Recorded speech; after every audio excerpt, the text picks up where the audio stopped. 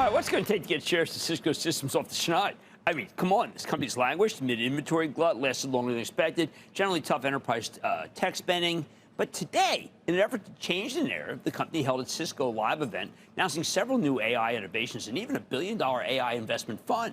And you know what? So far, so good. Stock jumped more than 1.6% today. But is this enough to reignite the interest in the stock that's still down over 6% this year? Made a 52-week low last week. Let's take a close look with Chuck Robbins. He's a straight-shooting chairman CEO of Cisco Systems to find out. Chuck, welcome back to Mad Money. Hey, Jim, it's great to be here. How are you? Good, Chuck. So this weekend, I'm watching Jensen Huang at his Computex, at the giant keynote that he was doing in Taiwan. And he has a system that he favors, which is InfiniBand. But he said, listen, you know what? People want Ethernet, too. You have to have a partner with Ethernet. You have to do Ethernet. Cisco is that partner, aren't they? Yeah, Jim, that's right. We started our discussions with Nvidia. Jensen actually called me. I think I've told you this before, back in December of last year.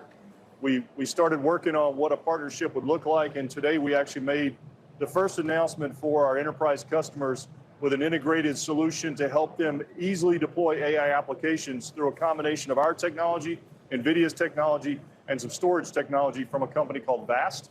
And so very well received, nice automation layer on top of it. We'll be going into field trials soon this year, and we're excited to get the first solution out there. And could you explain to people that it's not like these are equal, InfiniBand and Ethernet? Ethernet is gigantic. It's what most companies use.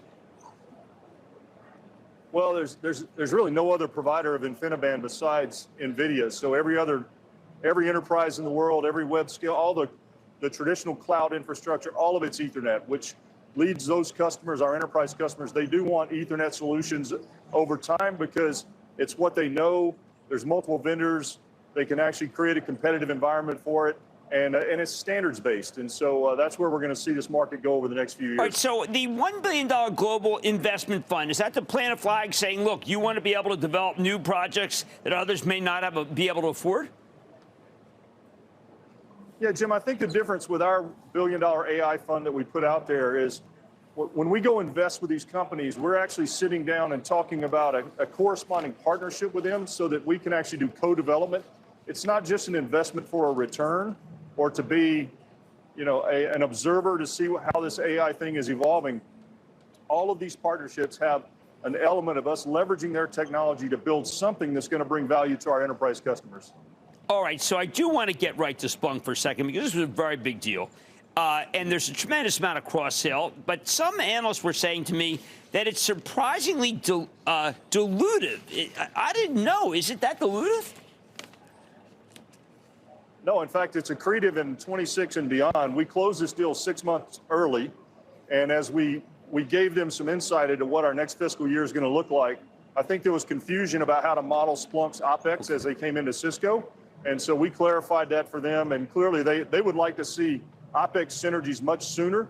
But from my perspective, when you spend $28 billion on an asset, you want to take your time and do it right and make sure you're getting the technology integrations done for the benefit of the customer.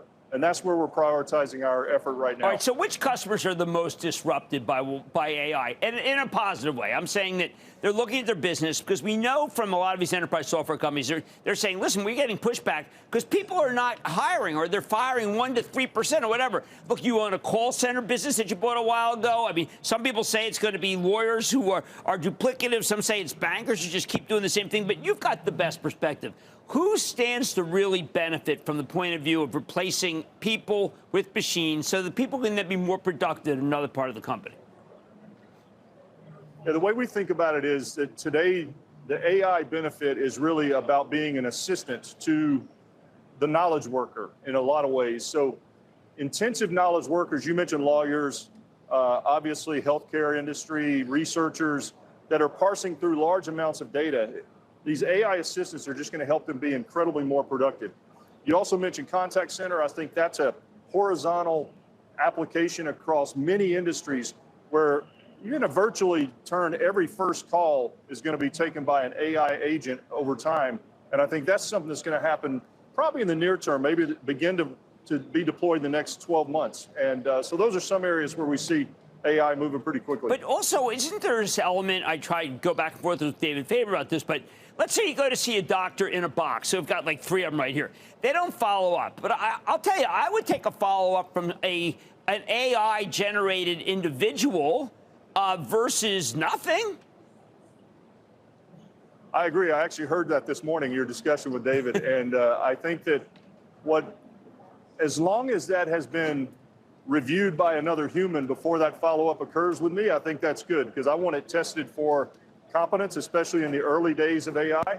Over time, I think that's clearly, once we have a high degree of confidence in the expertise that's being delivered, I think that'd be great. All right, because I think that, I think we want humans to be involved. I know we want humans to be involved. Yeah. Now, when I read this piece today by Jefferies, they were saying, as we think about Cisco, we still believe the business is a 1% to 3% normalized organic annual grower. Why is that the case? You can do better than that, right? Well, in addition to having Cisco Live, I think you're aware, we're also doing an investor day, because Cisco Live just wasn't enough. So I just came from there, and we're actually going to give a longer-term framework in just a couple hours, and I can tell you it'll be better than what you just described. Oh, that is terrific. That's what we want, because the stock's down there because of this sense. And I don't think that's the new Cisco sense. And it is a new Cisco. You've got a lot more annual recurring revenue now. We set a target in 21 to actually hit 50% of our revenue coming from subscriptions by 2025. We hit it a year early, and that was before we layered Splunk onto it. So, look, we've dealt with a lot of complex disruption over the last 4 years with supply chains, and it's really not given clear visibility to the benefit of that transition. And I think now that we're coming out of that digestion phase that we've talked about, I think having that much of our business coming from recurring and from subscriptions will actually begin to show up in a lot more consistent execution as we go forward. Well, that's why the stock's too cheap. All right, I got to ask you a personal question. You know I'm an Eagle fan and you're a Falcon fan. Tom Brady, really? I mean, is he that great? You need him that bad? Is he that great, Tom Brady? I'm going to do a fireside chat with him when we leave here. He's a really good guy, and and our customers love spending time with him. You think he's going to be the best because he knows the most? You think he'll be the best announcer right from the get-go? They have a big Thursday game with him. I tell you what's impressive when you talk to him.